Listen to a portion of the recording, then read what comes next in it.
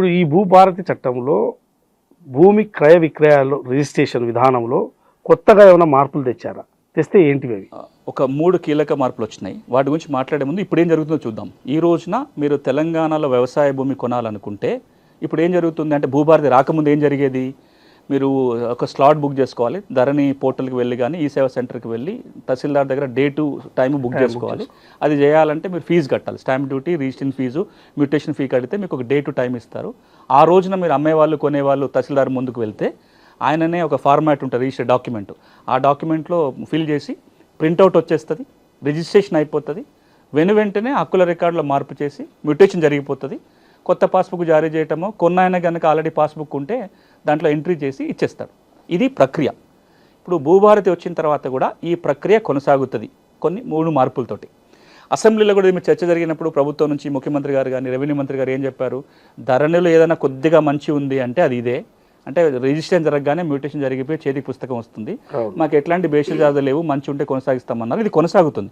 కానీ దీంట్లో 3 లోపాలు ఉన్నాయి. అది సరిదిద్దే ప్రయత్నం భూభారతిలో జరిగింది. ఒక లోపం ఏంటంటే, మీరు ధరణి చట్టం వచ్చేంత వరకు మీరు ఎప్పుడైనా రిజిస్ట్రేషన్ పోయినప్పుడు మీ దస్తావేజ్ మీరే రాసుకునేది. అలా అన్ని వివరాలు ఉండేటివి. దాని చరిత్ర కూడా రాసేటోళ్ళు.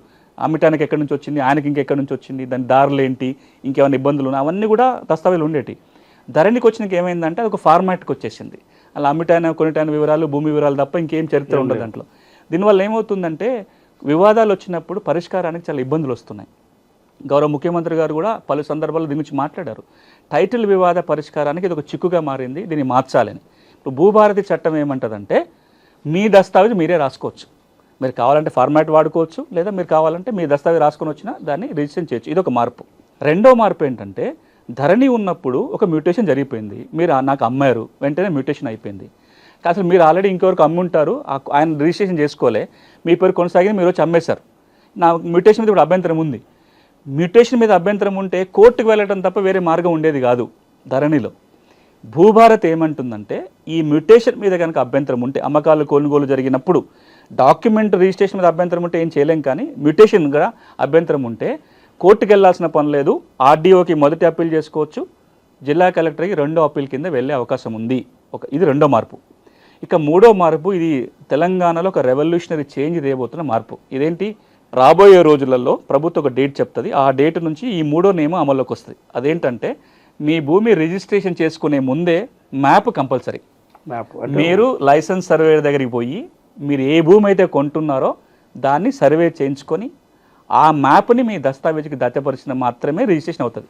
దీని మీద చాలామందికి అనుమానాలు వస్తున్నాయి. అంటే మ్యాప్ ఎట్లా తయారు చేస్తారు, ఎవరు చేస్తారు, ఎవరి మీద, దాని గురించి మాట్లాడుకోవాలి. బట్ ఈ మ్యాప్ రావటం వల్ల ఏమవుతుందంటే, ఒక 5 ఏళ్ళ 10 ఏళ్లలో తెలంగాణలో గ్రామాల్లో సగం పైగా భూమి కొత్తగా సర్వే అయిపోతుంది. దీన్ని మనం ఇంక్రిమెంటల్ సర్వే అంటాం. అంటే ఎప్పుడెప్పుడు లావాదేవీ జరిగితే ఆ భూమికి సర్వే అయిపోతుంది. దానివల్ల మన రీసర్వే సమస్య నుంచి బయటపడడానికి ఉంటుంది. ఇది మనం కొత్తగా చేయటం కాదు. కర్ణాటక రాష్ట్రంలో గడిచిన 16 సంవత్సరాలుగా ఈ మోడల్ అమలు జరుగుతుంది. మంచి ఫలితాలు వచ్చినాయి. నేను కర్ణాటక విజిట్కి పోయినప్పుడు, నేను కోదండరెడ్డి గారు అక్కడ ఉన్న ఇష్యూస్ని అర్థం చేసుకోవడానికి పోయినప్పుడు, రెవెన్యూ మంత్రి గారు ఒక మాట అన్నారు. అక్కడ రెవెన్యూ మంత్రి గారు, నేను వారిని అడిగా, కర్ణాటక రాష్ట్రము కంప్యూటరీకరణ చాలా ముందు మొదలుపెట్టిన వాళ్ళు. 2004 నుంచే కంప్యూటరీకరణ జరుగుతుంది. కర్ణాటక రాష్ట్రంలో భూ రికార్డులు ఇంత బాగా ఉండడానికి ప్రధాన కారణం ఏంటి అని అడిగితే ఆయన ఒక మాట అన్నాడు. ఎవరు చేశారో ఎందుకు చేశారో తెలియదు, ఒక 16 ఏళ్ల కింద అప్పుడున్న అధికారి కావచ్చు, మంత్రి కావచ్చు, ఈ రిజిస్ట్రేషన్ ముందు, మ్యూటేషన్ ముందు మ్యాప్ కంపల్సరీ ఒక రూల్ పెట్టారు. దానివల్ల కర్ణాటకలో రికార్డ్ అంతా సెటరేట్ అయింది అని చెప్పారు.